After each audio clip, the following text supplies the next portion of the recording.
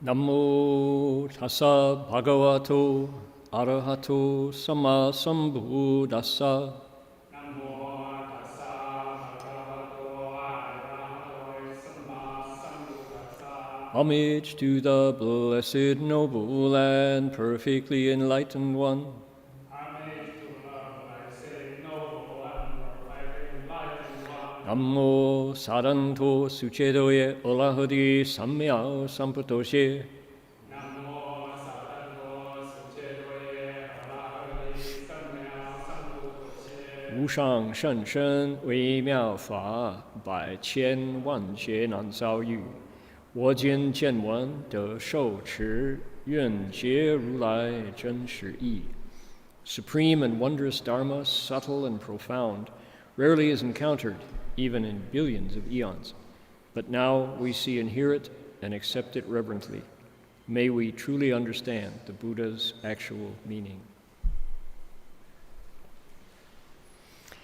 Venerable Master, Dharma friends, welcome to our Sutra lecture today. My name is Heng. Today is, we're gonna, speaker only, there we go.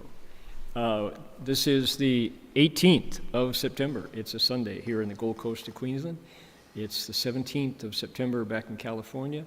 And we are going to be exploring again Flower Garland Sutra, the Chapter 20, it's called Praises in the Palace of the Suyama Heaven.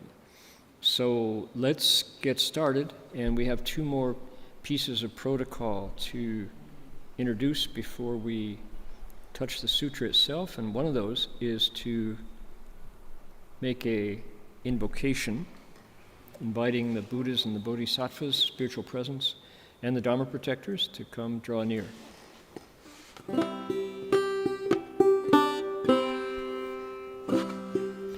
Namo Dabang Guang Fo Huan Jing Huan Hai Hui Ho Pu Sa. Namo Dabang Guang Fo Huan Jing Huan Hai Ho Pu Sa. Namo Dabang Guang Fo Huan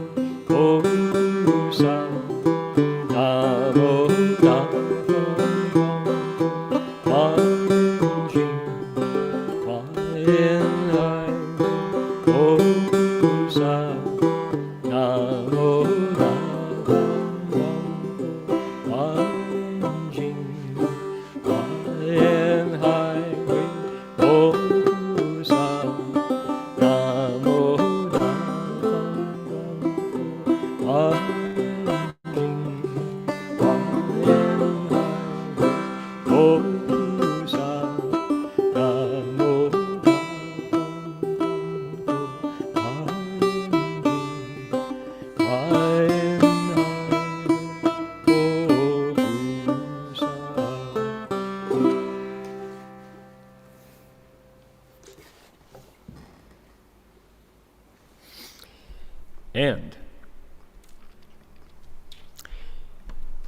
the Kombu people of the Ugambi language group practice spiritual connections to land, to living beings, and to creation here in this location for tens of thousands of years, the longest running continuous human civilization on the planet. Today we acknowledge them as traditional custodians of this land, and we express our gratitude as we share the land with them, with sorrow for the costs of that sharing and all of the massacre of those people that we did because of our inhumanity, and with hope that we can move to a place of justice and partnership together. We acknowledge their wisdom and their elders, past, present, and emerging, and as well, all First Nations peoples whose sovereignty was never ceded. And for those of us listening from the Bay Area, that would include the Pomos and the Miwoks and the Ohlonies and all the different tribes of California who were treated so cruelly by European folks like my ancestors. So a lot to recognize in our own hearts, and that acknowledgement of country, recognition of that we are not the first ones here, and probably we may be the last with the impending sixth extinction. But as I was feeding the parrots this morning, somehow the thought occurred that we may be long gone when the parrots are still flourishing. They had a head start on us, and they, not to think about that. That's not a Dharma topic to concern ourselves with today. However, when I'm back in Northern California, in a few months, I will be acknowledging country from a different group of First Nations peoples, but the same heart of acknowledgement and gratitude. So today, we've got something very interesting in this set of verses sung by Chant Bodhisattva, Forest of Remorse, or Renewal, you could say.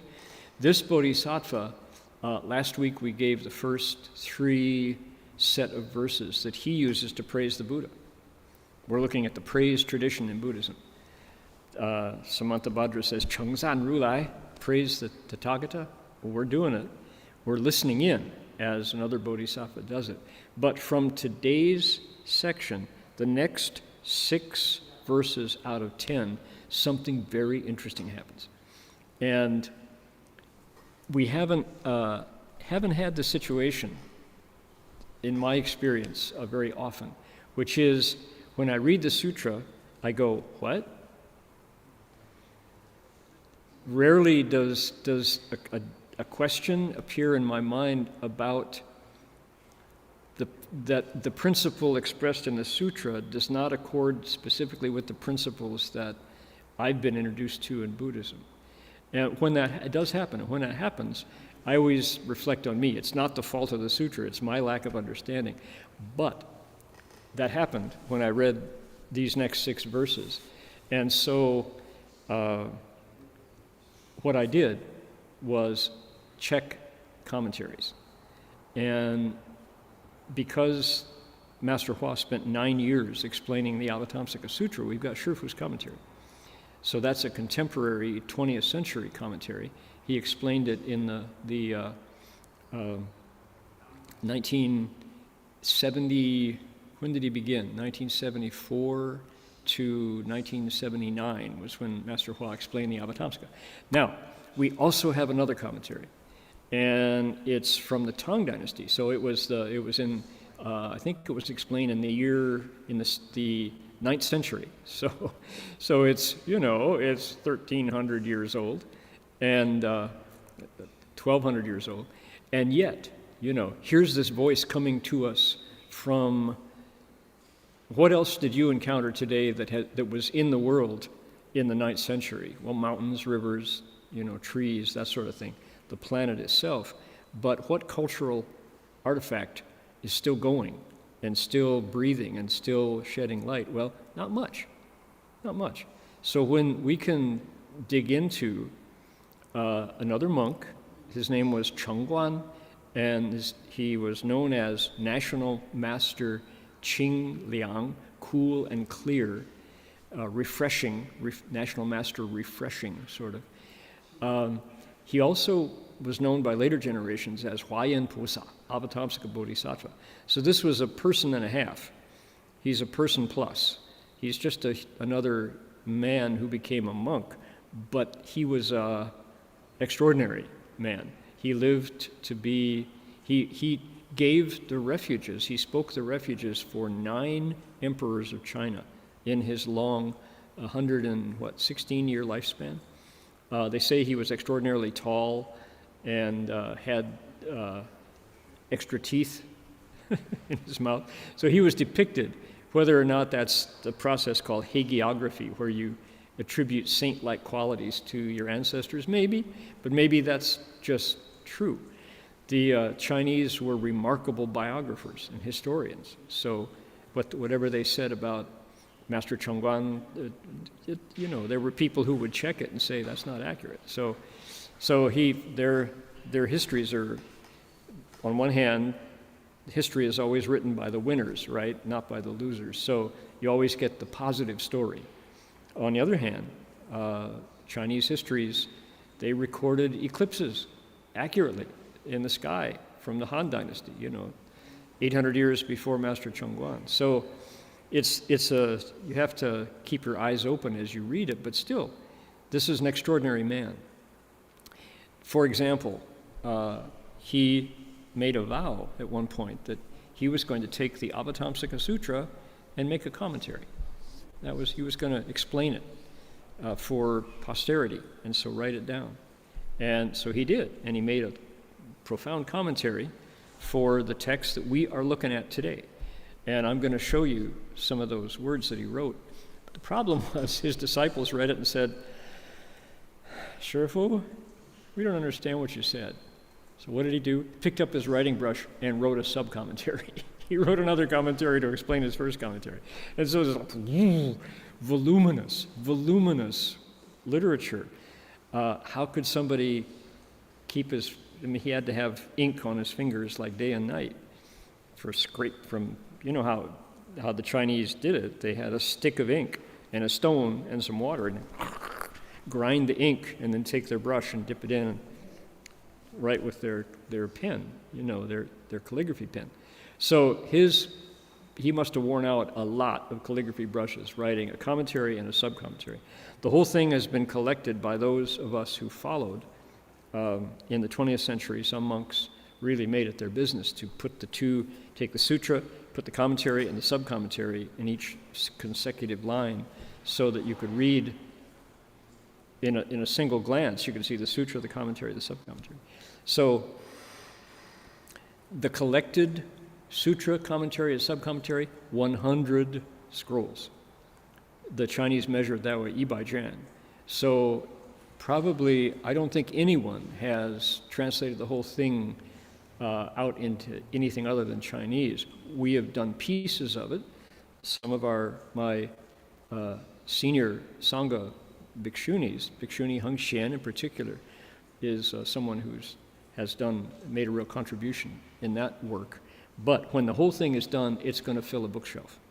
It will be many, many, many, many volumes.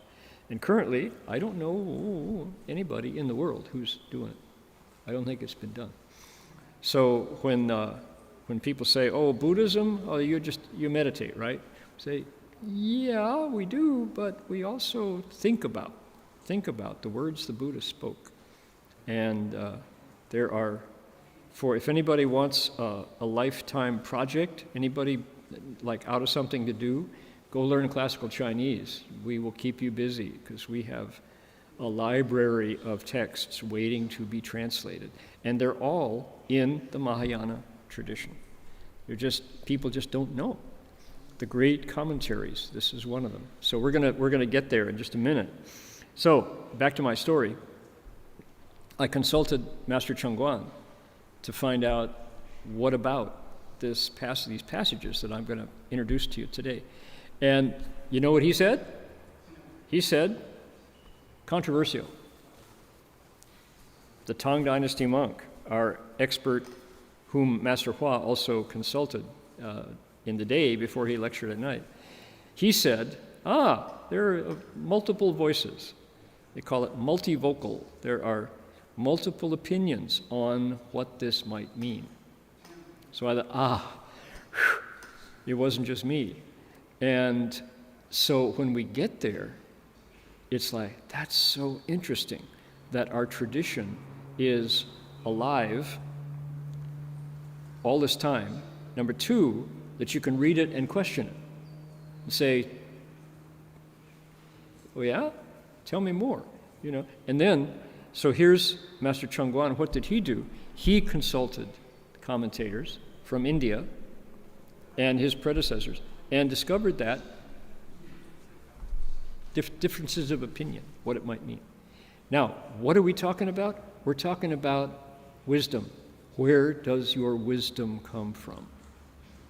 That's what's at question here. Where does wisdom come from? And people say, read the sutras. Somebody says, meditate. Somebody says, you have it already. Somebody else says, nope, you have to plant seeds down in the mind ground. You have to plant the garden. They're not inherent.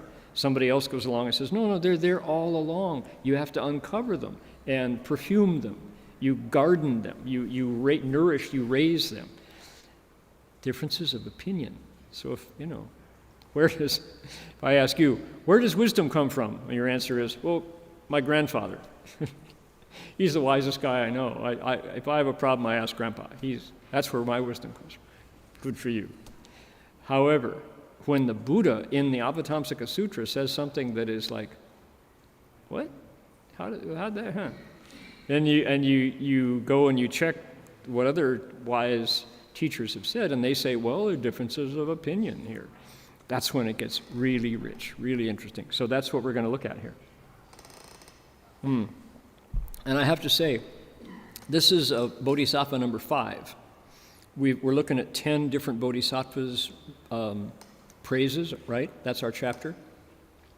Forest of Merit and Virtue began, and then we had wisdom, then we had victory, and then we had strength, and then now we've got remorse, Tanghui Lin. So he's number 5. And of the 10, of which he's number 5, the others are all like, oh, yeah. But then here come these 6 verses, which are like, how does that work? So it was, I'm explaining my experience before we launch into it, because I had, I was so relieved to discover that it wasn't just me. and let me say one more thing. Reading I'll show you what it looks like, just till we start here. Here is, thank goodness, scholars in the last few years have put their effort into collating. Here it is. This is the, I can't do a full screen here. Do not show slide bar. Okay, here we go. So if we look here, not him. I'm going to go, not going to share it. Here we go. Don't make it full page. Okay, so here we go. Wei Lin, we want Tang Hui Lin. Here it is right here. Okay, this is the text that we looked at last week. Here is today's first verse, is this one right here. Okay, so the blue, you see the blue color here? The blue is the sutra. Here is his first commentary. Here is his second commentary that explains the first commentary. And so reading this, digging into it, of course the Chinese readers they're probably having as much trouble as we do, because what? This is Tang Dynasty Chinese. It's a lot like reading Shakespeare. A lot. Or maybe Beowulf, It's like medieval English. And I get about 50% at first run, and then I go back second time through, and I get a little more, and then sometimes I just bounce off it. My ability to read it is not good enough. Now, in our translation group, we have a couple folks who read it like you'd read the newspaper. They can do it, I'm not there yet. And last week, when I consulted this, I bounced off it. It was like looking at a mirror. It was like tong tong. I didn't go into it. I couldn't get it. I read it 3 times, and it was like, don't understand him.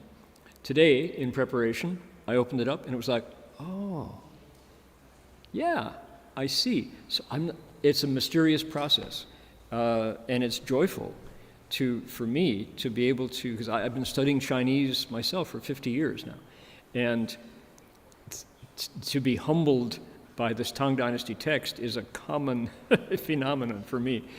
And yet, when I get even a taste of it, it just feels like something opens up inside. It's an experience that I had memorizing mantras as well. I worked on the Shurangama mantra for months and months and months, and I would absolutely bang my head against it. I wouldn't be able to get a sentence, because it's like, Suche doye ela hedi samyao sampu toshie. And I would go, I try to memorize it, couldn't memorize it. And then I could. It stuck. And it was like, oh, all right. So there's little green sprouts coming up from the ground. That's working, huh? And then I would get to another passage. And the door was locked. Bang, bang, bang. Door wouldn't open. Bang, bang, bang, 3 weeks later, I got it. Mysterious, There's very funny how this process works. And my experience with this Tang Dynasty commentary, it's called the Avatamsaka exegesis, Exegesis. That's our name for it. Huayan Su Chao, it's called in Chinese. And this is, so I'll share it with you today. Because why? The sutra is interesting. Are we ready with that whole long introduction? Maybe we can go back to the start, because I did 1, 2, 3 verses last week. So I'll get you back up to speed, and then launch into this new section that is so interesting, let's say, opaque a little bit. Ready? Are we ready? Here we go. Let's start over. We'll do the first 3. I'll do 3 in a row. Here we go. 若人得闻时，须有自在法，能生欢喜心，持处疑惑妄。 Should there be someone who gets to hear these special teachings on reaching self-mastery, and who then feels joy at heart, this person will soon cast off their net of doubts. Okay, we know that one. Next one. 一切之见人，自说如是言，如来无不知，是故难思议。 The Tathagata knows them all with knowledge inconceivable, people with right knowledge and right views, who themselves can speak words such as these. Okay, one more. 无有从无知而生于智慧，世间常安明，是故无能生。It cannot be that wisdom arises from not knowing. The mundane world's eternal darkness causes wisdom not to arise. Okay, all right, review. First one, doubts. Remember we talked about doubts last week? How it's an affliction and all. Should there be somebody who gets to hear these special teachings on reaching self-mastery? In other words, when you hear the Buddha Dharma, if it makes you happy, you're going to lose your doubts, because you're going to be led by positivity towards deeper immersion in the Dharma. You won't have any doubts because you're going to be happy. The more you read it, the happier you get. Why doubts and happiness don't coexist in your mind? If you're enjoying what you're learning, you're not going to be like paralyzed by indecision. All right. That's a good statement. Next. Look at this. The Tathagata knows, the Buddha knows with his inconceivable knowledge, people whose heads are in the right direction and who can then explain the sutras. So the Buddha's inconceivable knowledge somehow knows everybody who understands the Dharma and then teaches it. Oh, that's nice. In Chinese, it's better in Chinese. Here we go. 一切之见人，自说如是言. People who have knowledge of the Dharma and then explain it, the Tathagata, none not know. Buddha knows all of those people, and this is really out of sight. This is bizarre, right? Nansui. You can't imagine how the Buddha could know everybody who knows the Dharma and explains it. How is that possible? That's interesting. Good. So here's the Buddha. That's a statement from our Bodhisattva. He says, if you understand the Dharma correctly and explain it, the Buddha will know about that. You'll be on his radar. How does that happen? Inconceivable. Nansui. Can't imagine how that's true. He says it's true. There's a praise of the Buddha. So the Buddha has this incredible ability to know anybody who speaks Dharma. All right, so far so good. Okay, now, are you ready?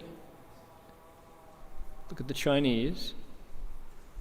无有从无知而生于智慧.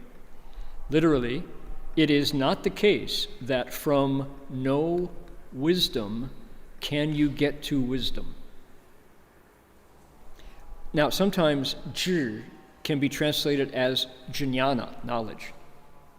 So that's one of the questions here. Is the Buddha talking about just knowledge? In other words, the way we know things?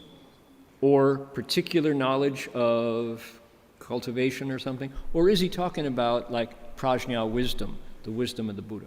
Don't know. But his point is, where does wisdom come from? It doesn't come from no wisdom, says Forest of Remorse. 世间常暗明, the world is always in darkness. Therefore, the world cannot produce wisdom. Huh? Okay, that's what it says. It cannot be that wisdom comes from no knowing. The eternal darkness of the world means that wisdom will not arise. I would probably retranslate to say the mundane world's eternal darkness means that there will be no wisdom. Something like that. Okay, so when I hear that, right away it was like, I'll take it on faith, but I don't understand that. Okay, that's where we got last week. Are we ready? Here come the next 6, which is this principle that I want you all to look at carefully, because the question that he's asking is, where does wisdom come from? Have you ever thought about that? Here it is in the Avatamsaka Sutra. This is, let me put it in context again. We are witnessing bodhisattvas who are praising the Buddha. We're spectators to their praises. So one by one, 10 bodhisattvas put their palms together, kneel down and go, Yay, Buddha. Bravo. Hallelujah. Bodhisvaha. Right? Praise the Buddha. And they do it each in their own way. And the things they say are so widely different. So it's really not a formula. It's genuine. From their hearts, they're saying, the Buddha's just amazing. And that's why I study him. That's why I gave my life to becoming a soldier in the army of the Buddha, so to speak. You know, all the things I could have done, instead I'm keeping the Dharma going, because it's just wonderful. And the Buddha he is the one who passed it on. Yet, where did the Buddha's wisdom come from? That's what our Bodhisattva this time is talking about. So that's our topic. And I point it out because see what you think as you read, as you hear what he said. Should we do them one by one? I guess we'll do them one by one. Here we go. Ready? 如是即非是，此而不为一，知无知亦然，其体各殊异。 Like formed objects and the absence of form, these two can never be the same. So too are wisdom and no wisdom. The substance of these is fundamentally different. Bad music, but okay. Like formed objects in the absence of form, these two can never be the same. So too is wisdom and no wisdom. The substance of these is fundamentally different. Chinese, check in. Here's what I found. Thank you. We'll check in. Like form. Si just means material stuff. So let's take this bell, for example. So here is something formed. It's a formed object. It's a bell with a stick and a banger and a chain that holds them together. This is a formed object. So, like form, qi fei si, and its absence. So that would be, where'd the bell go? Oh, here's the bell. The bell's gone. So, like form and its absence. Ci er bu wei yi. These two are not the same. They're different. They're not one. 智无智亦然. Wisdom and no wisdom are the same. Their body is different, each. The body of each, form and no form, are different. Okay? Does that make sense?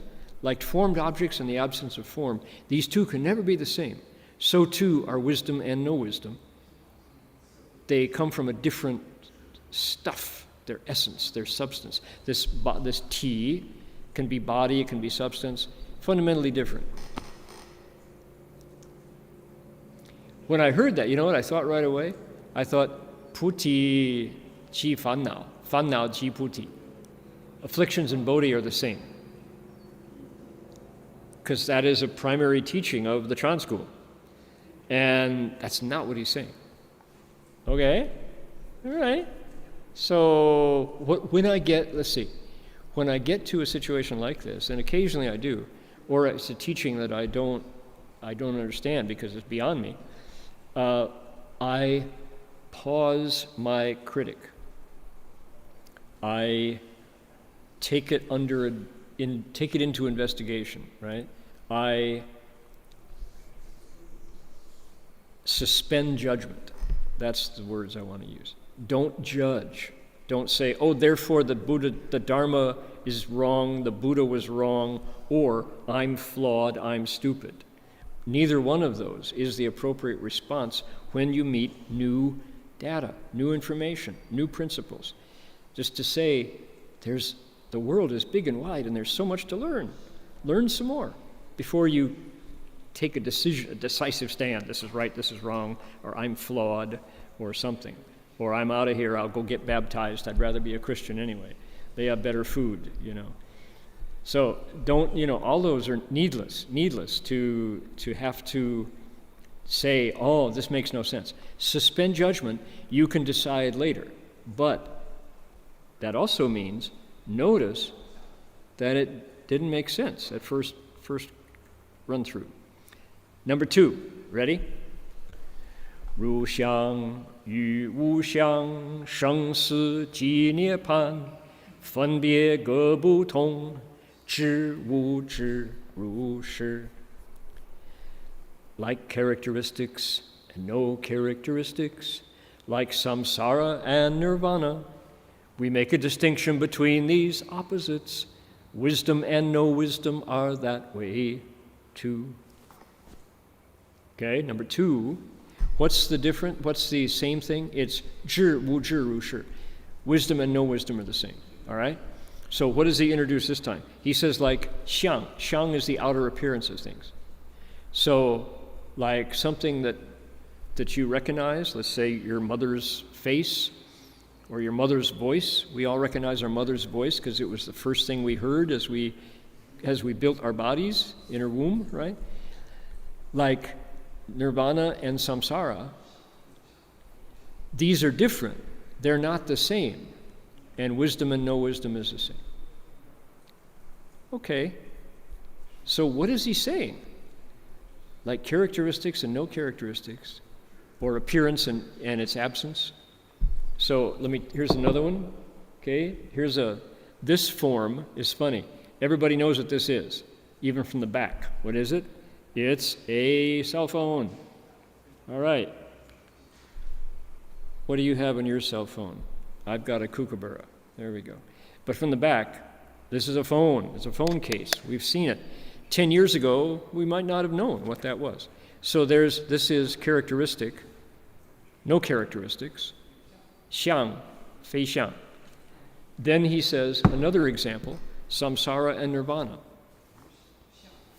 They would seem to be opposites, right? Birth and death and then its end.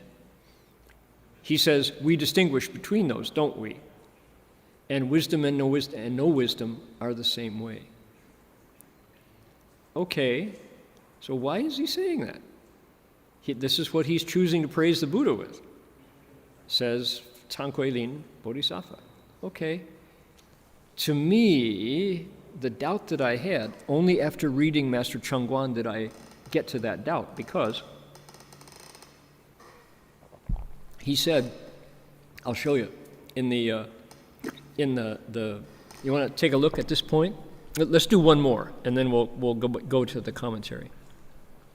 Because what a relief to realize that our greatly wise Bodhisattva also said, yeah, this is funny.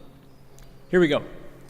世界是成立，无有败坏相，知无知亦然，二相非一事。When a world has just come together, you cannot find a trace of decay. Wisdom and no wisdom are the same. The pair of characteristics cannot coexist. For anybody trying to sing, that's not a happy line to try to put in a melody, right? So our liturgists who are translating the Pumanpin of the Dharma Flower Sutra, the Lotus Sutra, this is a tough line to make ring. The pair of characteristics cannot coexist. It sounds like legal jargon. Okay, look at the Chinese. 世界实成立. When you are making a world, 无有败坏相, that third phase of a world, decay, is not present. This is a Buddhist principle, right? What is the life cycle of a world? It's 成, 住, 坏, 空, coming into being, 住, abiding, 坏, going bad, 空, back to the void, which followed by 成, by the rebirth of a world. What do people have? People have 生老病死, old age, maturity, illness, and decay, and then death. Same, and then rebirth. So, Buddhist theory, 4 phases of the world. He says, when a world is first beginning, you don't find decay signs. That comes at step 3. 知无知亦然, same refrain. Wisdom and no wisdom are the same. These 2 qualities cannot occupy the same moment. Got it? So that's the same thing he said 3 times now. He just gave us different examples. First was form and its absence. The second was appearance and its absence. The third is phases of worlds, and it cannot coexist. Okay, so that's 4 out of 6. Let's take a look now at our commentary. So I got to the commentary, and it was like, oh, thank you so much, because he said, he says we're going to look at 2 different approaches to this passage of the Avatamsaka. What is this? This is a Tang Dynasty sage, Master Chungwon, the famous Avatamsaka Bodhisattva, talking about the same passage that we just looked at and went, what? Right? He says, this text shows us from the reverse. Fan xian is it? We have to go we have to turn it around to go to it. He says, there are 2 different interpretations, 2 different ideas here. The first is Cheng Qian is looking to the early side of it, Yu Sheng Zhi Hui, which is to say what? If we want wisdom, Dang Qiu, Dang Yu Fo Qiu, go to the Buddha. This is what most folks say. Cheng Qian. Most people say, if you want wisdom, go to the Buddha. The Buddha, Wu Bu Zhi.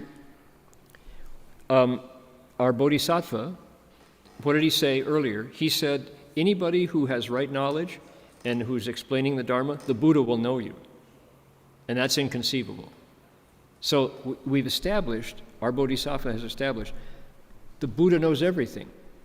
Bu ying qiu zhi yu fan. So if you want wisdom, don't go to ordinary folks who don't have a single thought of wisdom during the day. They're too busy working. They're too busy getting by. They're too busy pursuing wealth and sex and fame and food and sleep and keeping their reputation. Most of us, right? Ordinary people. So then he said, you know what? The world is in darkness. Don't go to the world for wisdom. So Master Chungwon is pointing to the first two verses that our Bodhisattva gave us. So he said, for example, if you want to find a hibiscus flower, you have to go into the deep water. Don't go to tree branches because you'll never find it. So he gives us a natural image saying that, certain flowers grow in the water. You won't find them on a branch. But then he says, after this, we have 6 more verses. And he's talking about wisdom comes from the mind that has been trained. So how the language I would use here would be gardening. So if the mind is a mind garden, the mind ground, you have to cultivate seeds of wisdom. You cannot get wisdom from affliction, from 烦恼. 不从烦恼无知所生. So he says, this is what our Bodhisattva is saying. Okay, so that's the commentary. And he says, that's why he says, you don't go to the world of confusion for wisdom. That was the first commentary. Then comes the sub-commentary, and in this passage, my goodness, I'm not going to take us through it because people are going to wink out. People are going to go to sleep. But he says, you know what? There are 3 different theories about what this sutra is talking about. He says, first is a monk whose name is Qingmu. I tried to find who is Qingmu Fashi. I couldn't find it. That's his, Master Chungwon was known as Qingliang. He says, well, back in India, there was a Qingmu. And he says, he talks about where wisdom comes from. And he says that it's fundamentally already there. You don't have to raise it up. Second is Nantuo. Now, this could be Shicha Nantuo, the first translator. And Nantuo has a different theory. His theory is you plant the seeds and then that they're not there fundamentally, and you have to cultivate them. And then on further down, he says, then there is Hu Fa, Dharmaraksha, who has a different theory. He says that there are 2 different kinds of seeds of wisdom in the mind that you cultivate. All right? So here's Master Chungwon's own commentary explaining his prior commentary. And so, all right, that's a Tang Dynasty, that's a 9th century commentary that we just looked at, where he says, yeah, I read the Avatamsaka Sutra and I had an interesting response, he says. Where was that? There was, then he goes on down and he says, you know what we say these days? Fannao ji puti.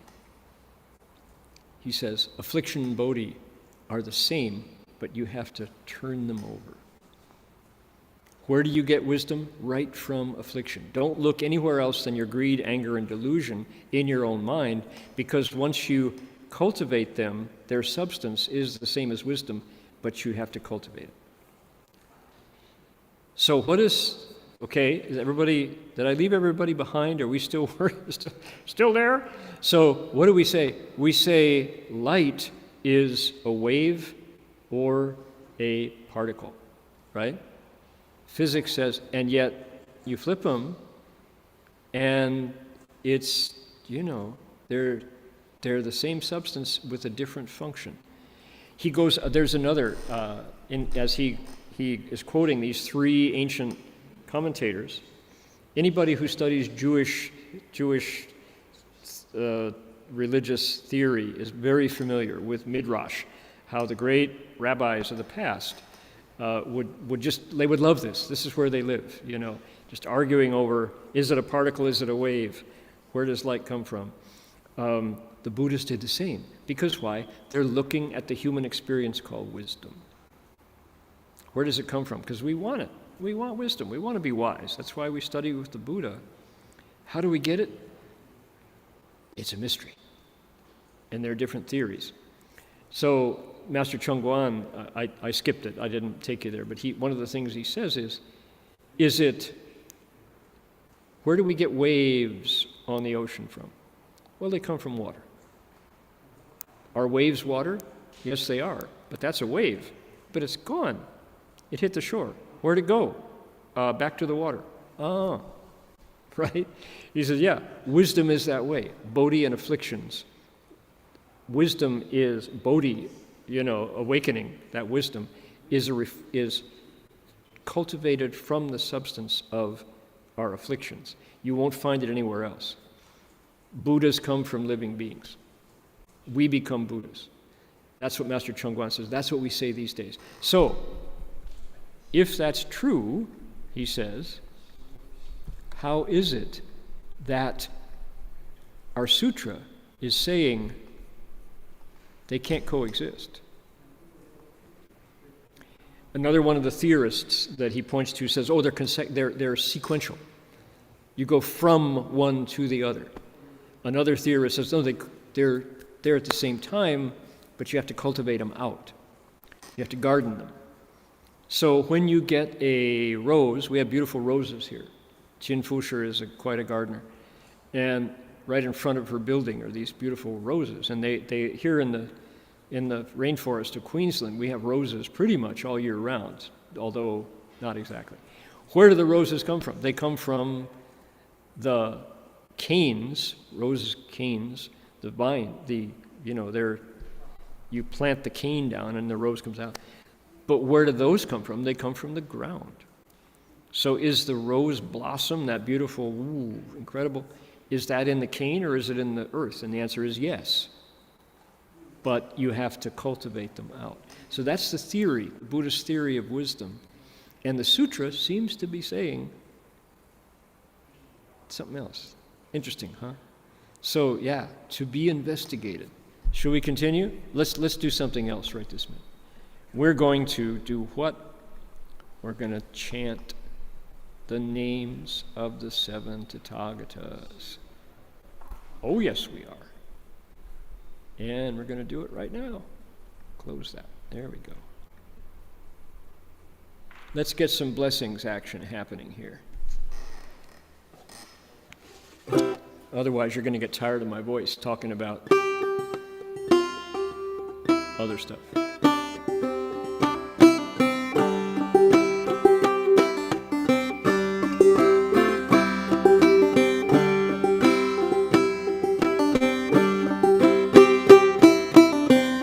Ready? Namo Do Bao Ru Lai, Namo Bao Shen Ru Lai, Namo Miao Sha Shen Ru Lai, Namo Gao Shen Ru Lai, Namo Li Bu Wei Ru Lai, Namo Gan Ru Lai, Namo Amito Ru Lai. Couldn't find that string. The banjo, ready?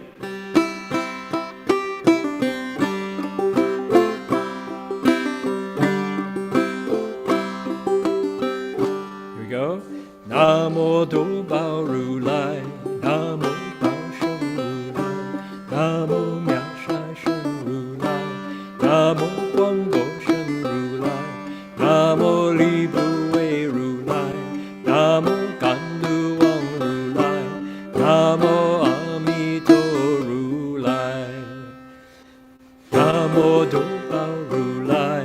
Try it. You ready? Namo Bao Shen Ru Lai, Namo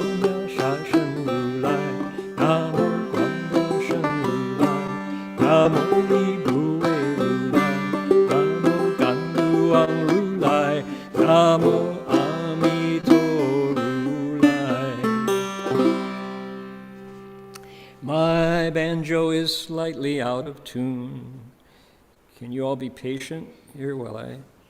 No, Dharma Master, we can't. Uh-oh, what are we going to do? Okay. It's flat. That's it right there.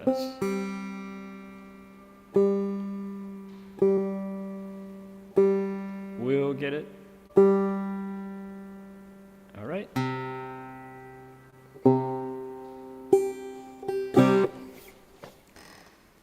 Thank you. The turkeys here, the brush turkeys, are remarkable birds, and let's see here. I chant for them the names of the 7 Tatagatas, and I wish I could tell you that magic happens. Sorry, they're just as hungry as ever. They're wonderful folks, and they follow me. There's a certain amount of fun going on here, which I'll show you. Hold on here.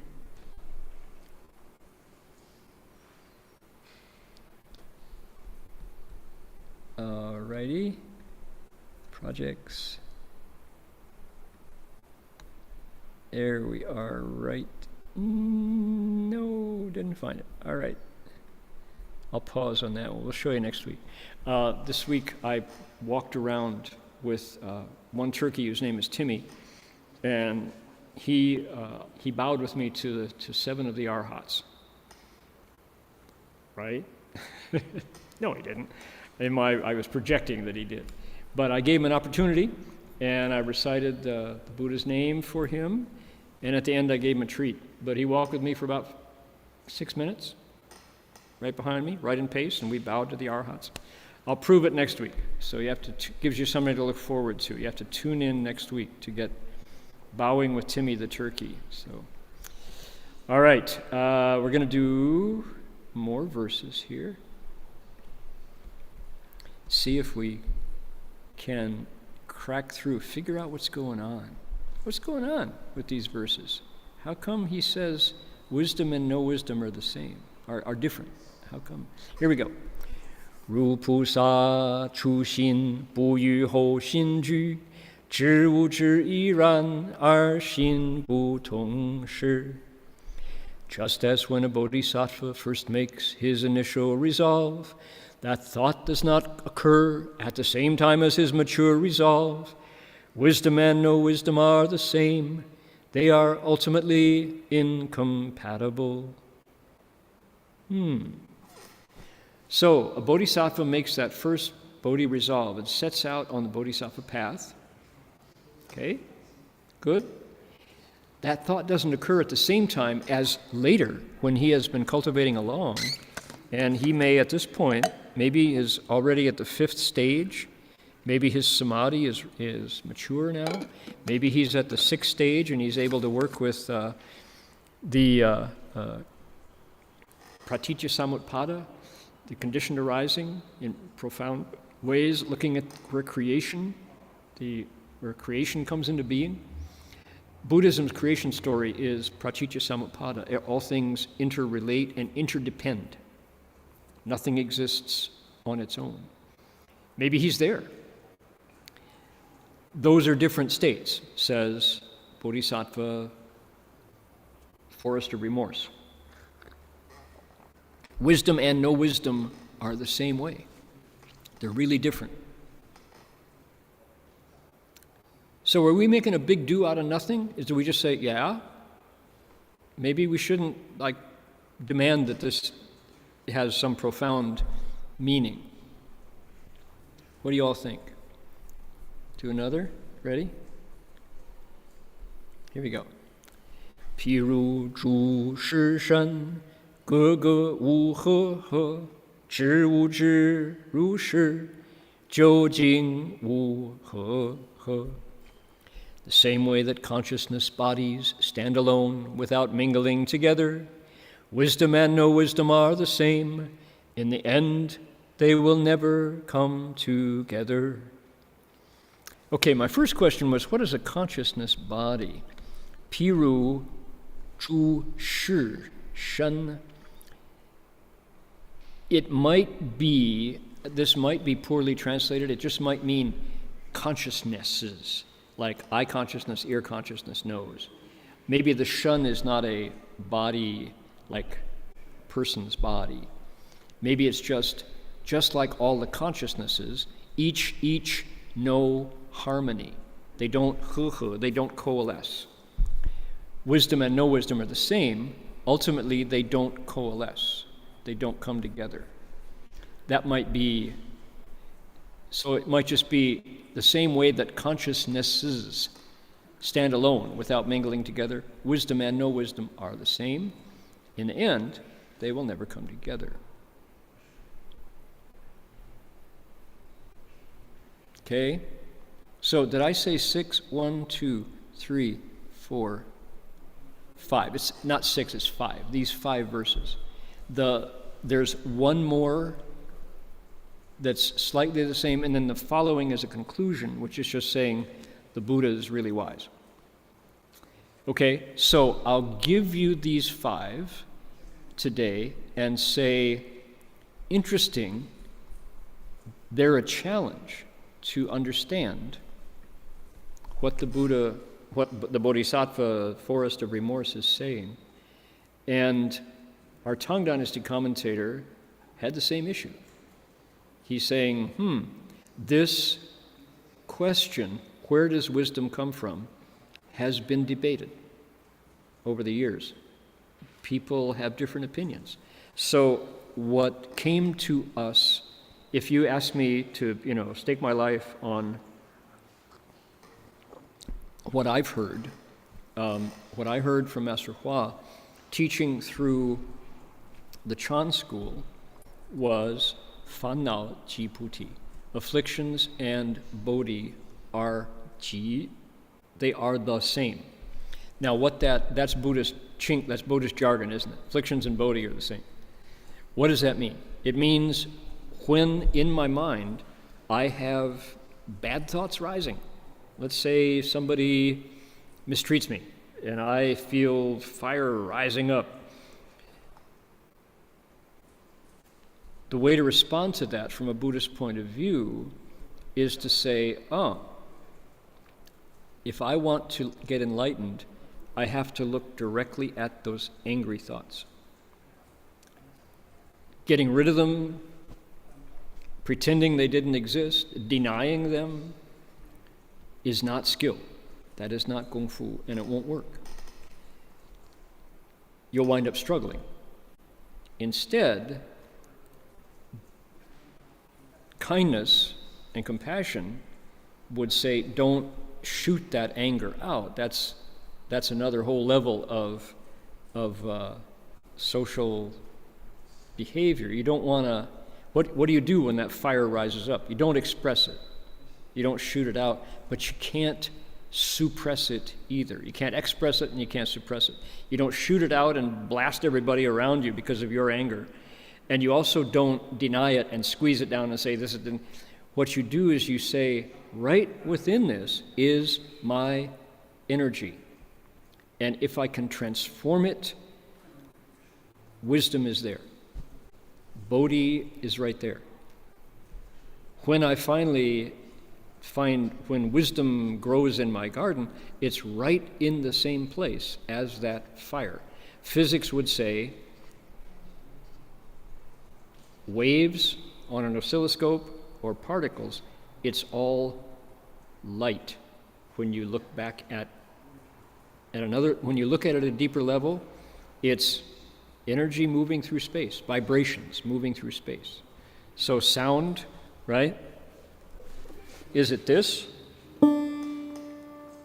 Or is it that? Which one is the true D note? What about the C note? Is it that or is it that? One is an octave of the other. Are they the same or are they different? Somebody could say, neither one. You have a vibrating string on a drum head. Talk about a C note. That's no C note. That's a vibration in space. Well, who's right? Yes, we're all right. Depends on your level of analysis. But to go below the angry thoughts in my mind and grab them and say, I don't want to get angry. I know when I get angry, bad things happen. I want to be responsible for my own energy. Why was I angry in the first place? Oh, because that person insulted you. Well, but do they know that I'm really what they think, what they call me? That name didn't bother me at all. That's their opinion. I'm fine.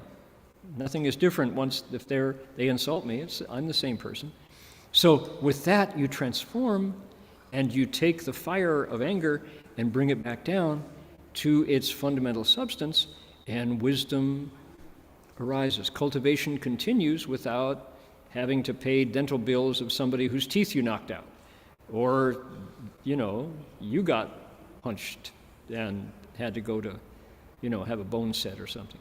So, right, that's the way you respond, and affliction is bodhi. Bodhi awakening doesn't come from anywhere else than that very place where you witnessed fire rising.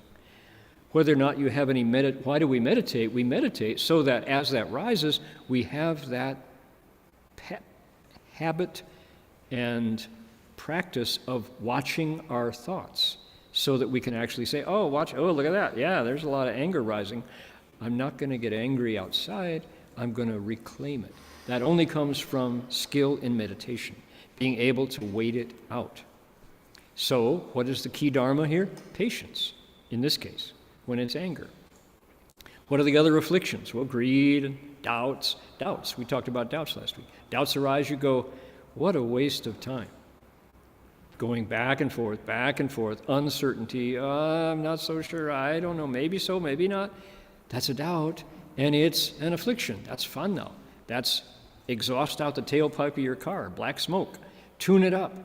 Go in there and say, doubts are useless.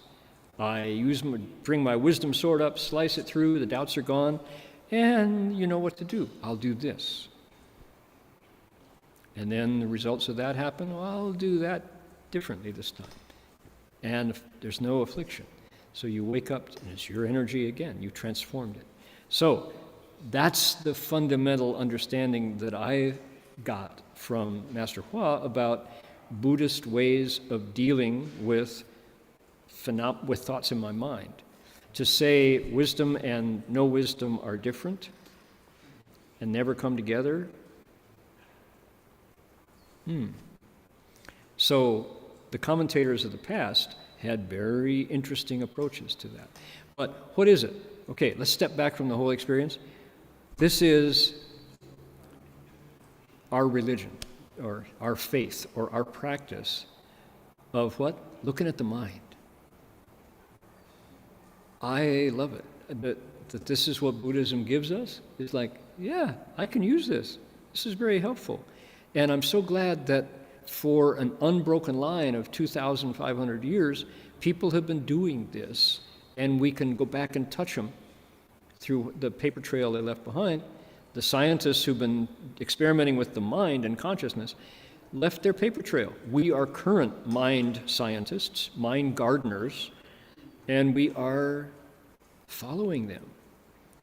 It's also reassuring to know that people haven't changed that much over all this time.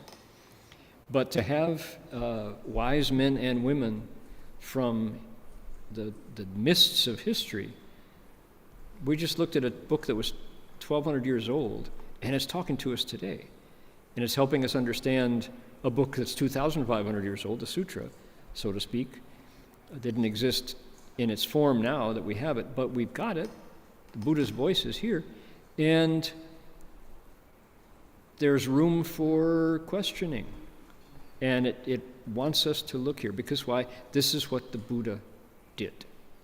He looked at his mind and figured out where those thoughts came from, how to improve them, how to recognize dead-end thoughts that are not going to help us out.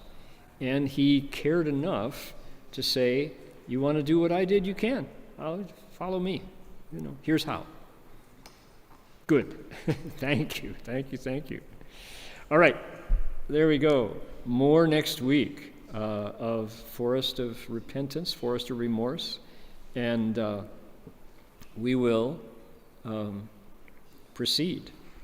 I'm going to take another look at Master Chungwon's commentary to see if I can understand it better and benefit from it. Okay, there's a lot of, I thought as I was thinking about today's lecture, the world is full of wonder and misery at the moment.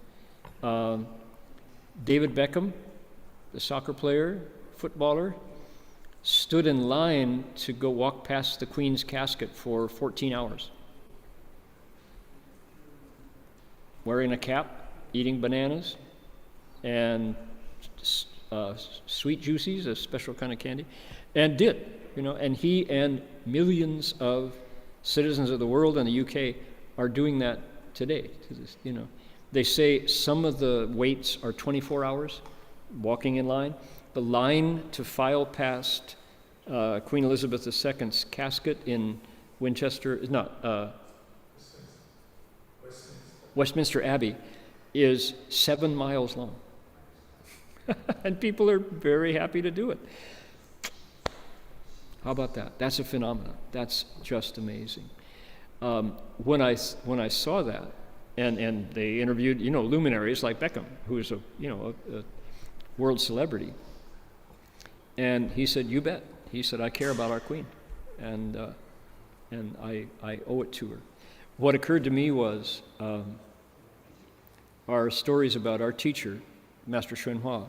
He, at age 10, began to bow, first to his parents, and then to his future teachers whom he hadn't met, and then to all the good people in the world, and then all the bad people who didn't know enough to bow. He bowed on their behalf to all the sages and wise people in the world. His parents told him not to do it. He said, "Okay, well, I'll just do it out in the backyard." He was very disobedient. So he bowed 8 hours a day, twice a day, they say, 830 bows in the morning, 830 bows at night, which took him like 3 hours at a time. So a lot of his life was centered around bowing for 10 years. He did this. And so you say, well, that's strange. I'm glad he's not my kid. I want my kid to do something else. How do you react to that? That's a lot of focused bowing. Fast forward to 1978, where we are standing in a basketball court in Johor Bahru. Maybe it might have been in Malaysia, or it might have been in Butterworth up in Penang, and because it happened multiple times.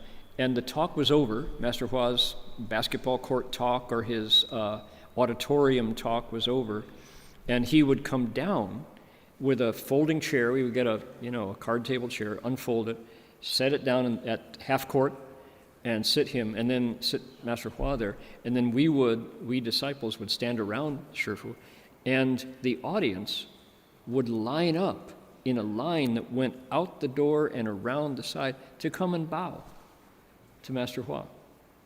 And we didn't tell him to do that, and nobody paid him to do that, and that was not part of the program, but they asked for an opportunity to come and bow to Shifu. And we would stand there for 40 minutes, 45 minutes, while all these people, one by one, would come up and bow. And we would go, could you go 2 by 2? How about double up? 两人一排, 两人一排. How? And then we would say, okay, don't do 3 full bows. Can you do a half bow? 1心好了,你们就1心就好了,不必顶礼,1心好了. Trying to speed them up. Do half a bow, not a full bow. And then people would ignore us, and they would do this long bow, being sincere in the stand, and then another long bow. And every bowing person would take 3 minutes, and you got 150, 200 people in a line. And this was a phenomenon. We would say, Shifu, how do these people know to bow to you? And he would say, I think they're just returning my bows from my childhood. And we're like, oh? You mean every one of those bows actually in space, sends out ripples, and whatever you're bowing in your mind on their behalf, you're actually doing it? Seems that way. So, what do you say about a sovereign who was on the throne for 70 years? Otherwise, why would so many, with anti-monarch sentiment in the world, people who don't want royalty, anti-royal sentiment, and yet people will line up for 7 miles and stand in line for 14 hours to walk by the casket. Maybe benevolence really, you know how our dedication to merit, may kindness find reward, we say. May all who sorrow leave their grief and pain. Maybe every one of those transferences that we do is real. Maybe so. Okay, there's that wonderful phenomenon. There's another one here, which is, I wanted people to know that Jinro Shi and others, other big Buddhist nuns at Joyous Giving House, produced a new book called A Giant Turtle's Long Nap. It won an award.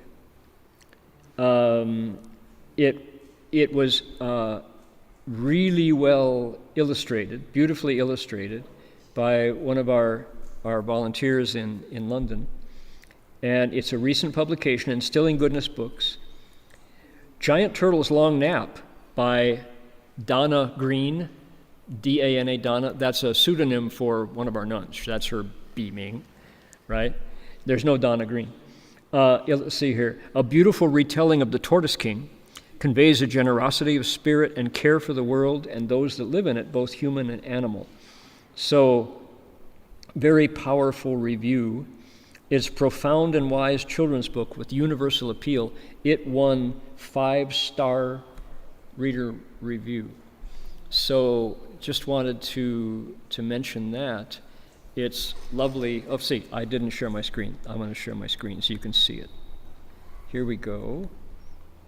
People probably saw me leaning into the screen. Why are you leaning in the screen like that, Norman? Here we go.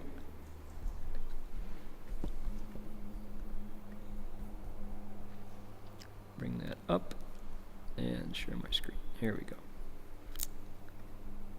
So here is the review of The Giant Tortoise.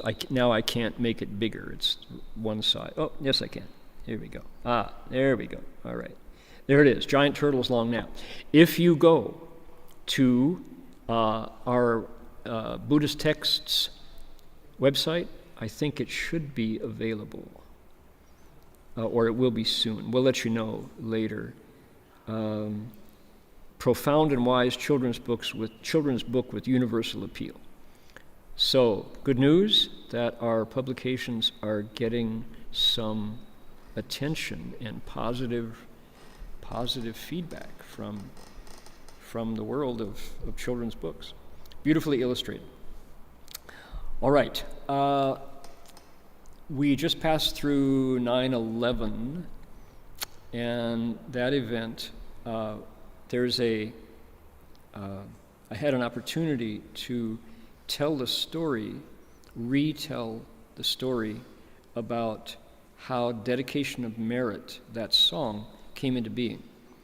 And I'll tell it for you right now. There is a picture of Our Lady of Grace Convent. There it is. This is Beech Grove, Indiana. It's a Benedictine nuns convent, and you see the Blessed Virgin, who looks remarkably like the Guanyin Bodhisattva. So in 2001, I was invited to a conference at this Benedictine monastery where it was called Benedict's Dharma, interestingly, and it's Saint Benedict, the one who wrote the Benedictine rule around which Benedictine and Trappist Catholic monks and nuns organized their order. We Buddhists have our Vinaya, and it's identical.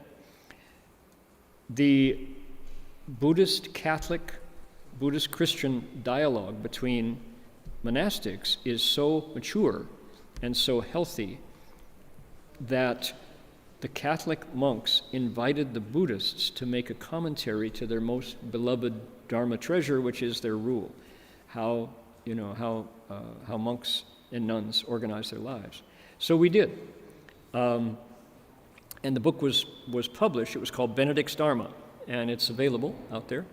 And so there was a conference planned in September for September 12th to the 17th or something like that. And of course, the World Trade Center was hit by the two planes, and the other planes were crashed over Pennsylvania, and the one hit the Pentagon, if it did. And so people will recall the response to the attacks. There was terror. There was genuine terror.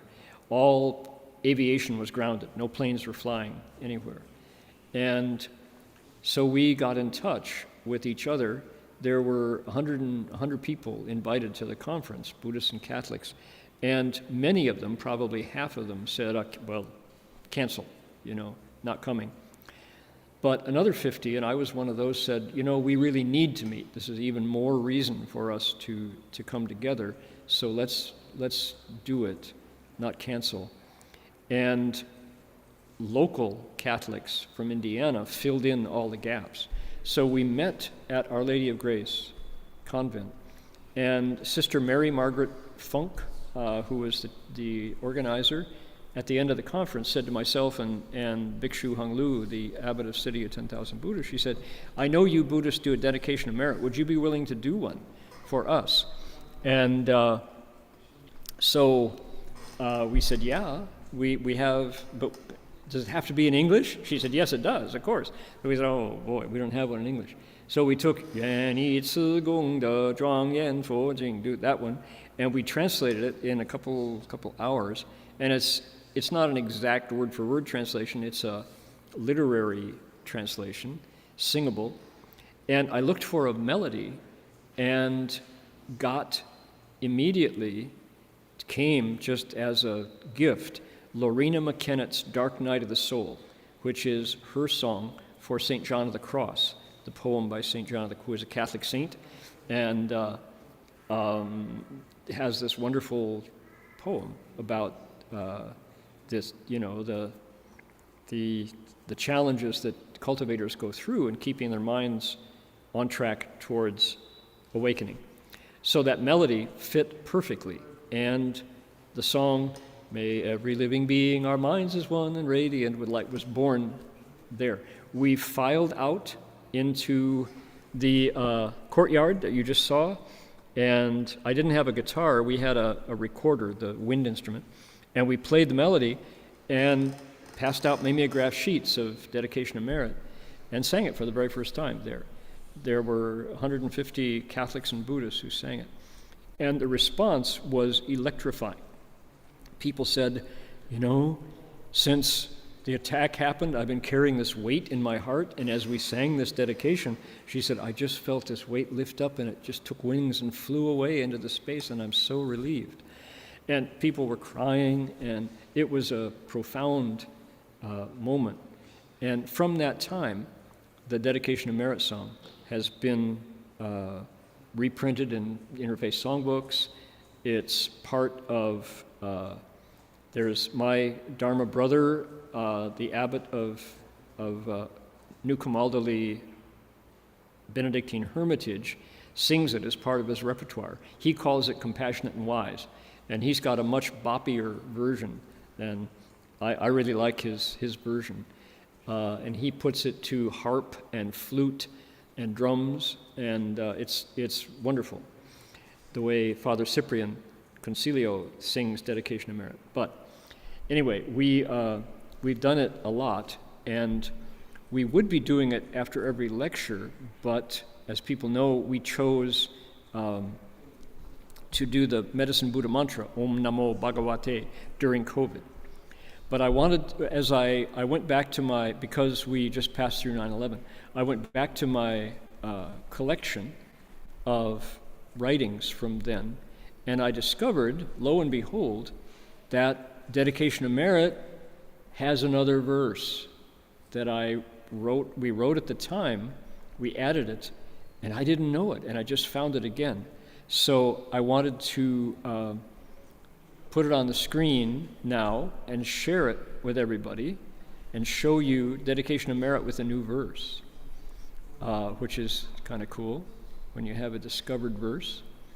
And here we go. And we can transfer merit today with the Dedication of Merit song with the extra verse.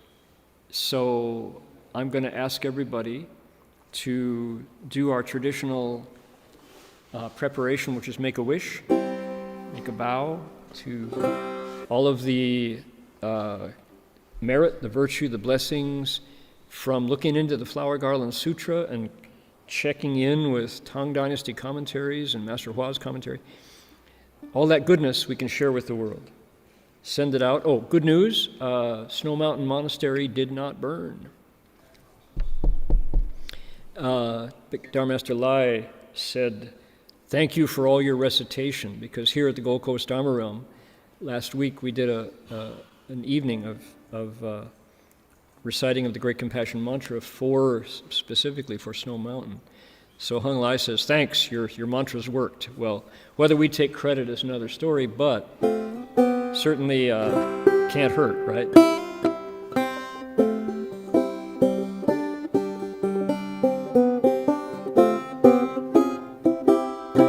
So however you would like to share your merit, please do.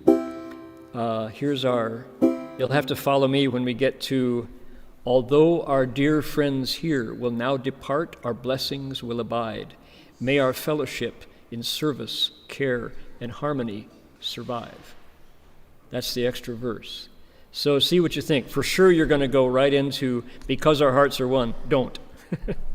Ready? Here we go.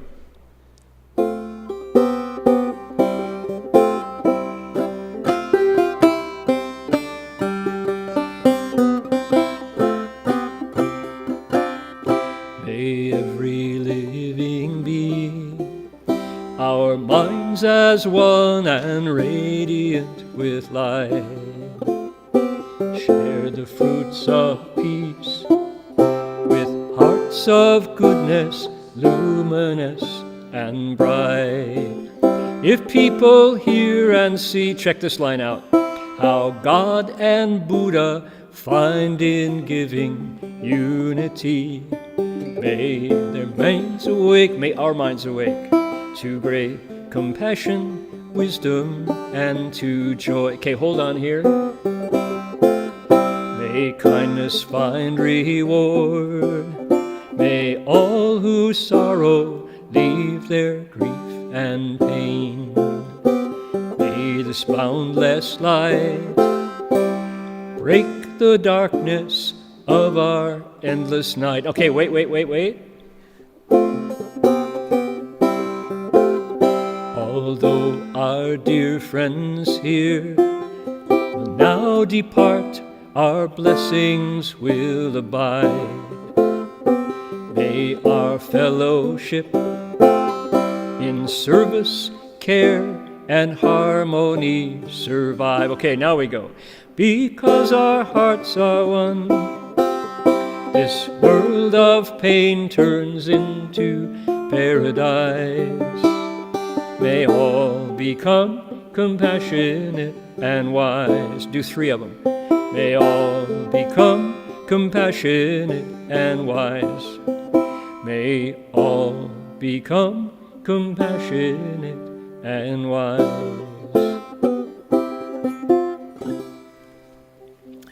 What do you think? Does that improve it, or should we stick with the old one? How many? Add the new verse. Hands up. Yes? Add the new verse. No new verse. Hands up. No voters? What do y'all think? Okay.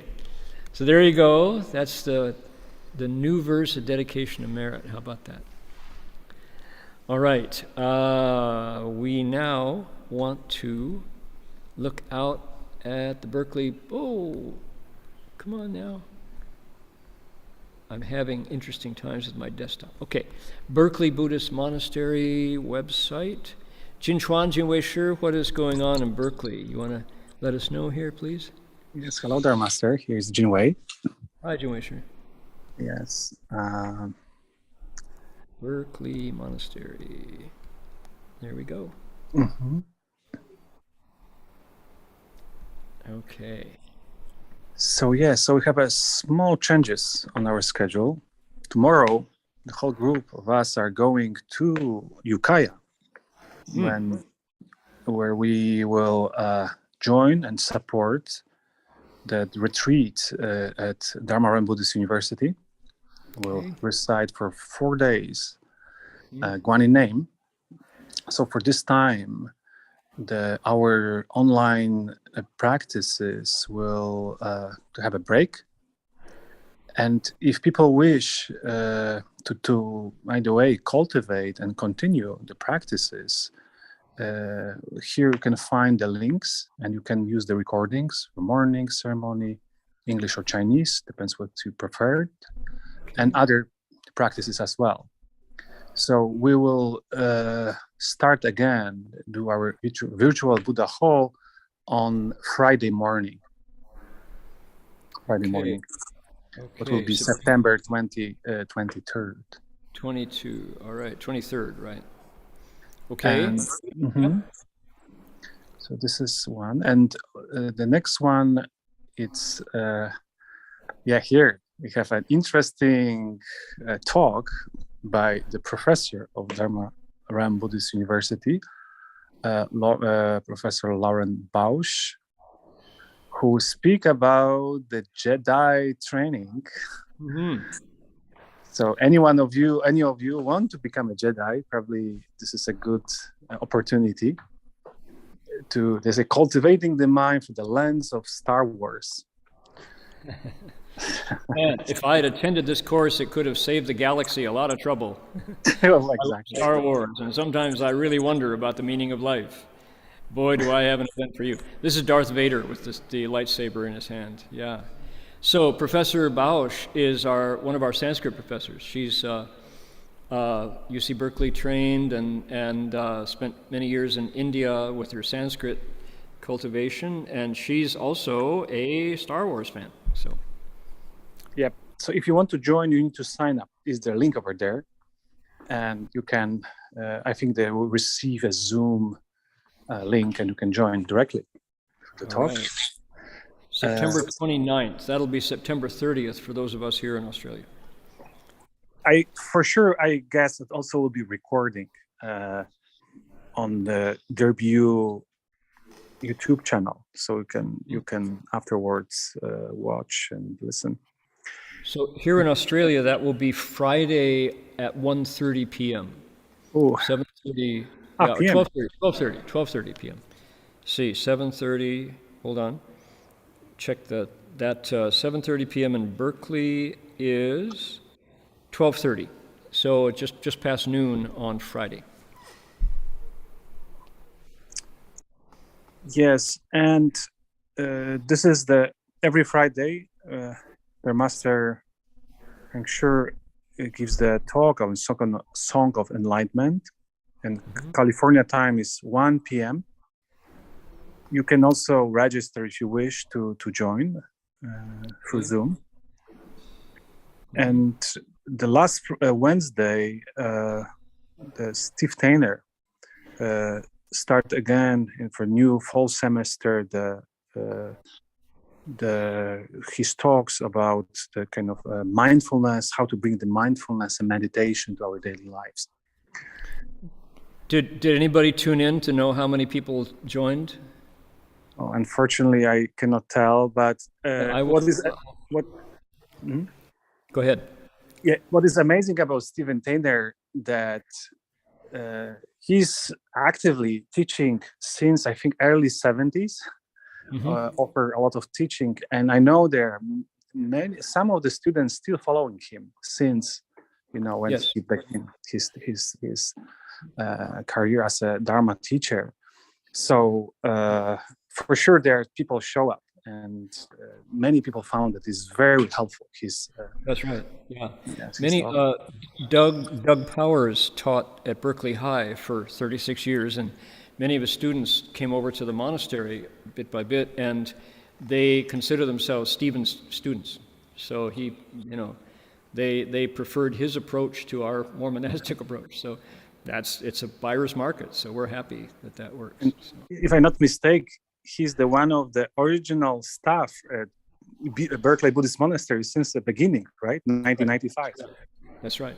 Yeah. Still teaching, yeah. So, yep. And I think this is more or less it. We don't know yet when Professor Marty Verhoeven will resume his class, and on Friday. But I guess it will probably be the end of September. But we'll let you know. Okay, great. All right, and 12:30 we can join Jinfo Shi to recite the Buddha's name for half an hour? Exactly. Yeah, good. Every day. All right. Okay, appreciate that. Thank you. Chungwon Shi. Yeah, okay, Amitofo. Yeah, good. Okay, we will finish today by bowing to the Buddha, and I'll invite you to join me here. I have my bell, and we can I'll make 3 half bows. Anybody who's able to bow, please do. Here we go.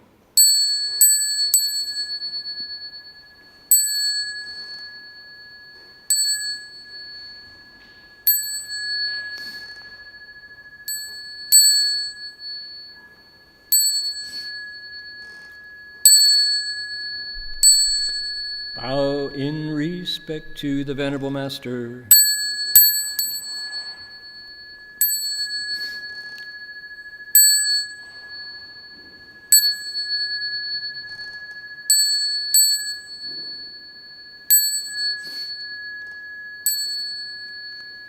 Alrighty, well that will do it for us for today. We'll see you all next week. Amitofo. Where does wisdom come from anyway? Amitofo.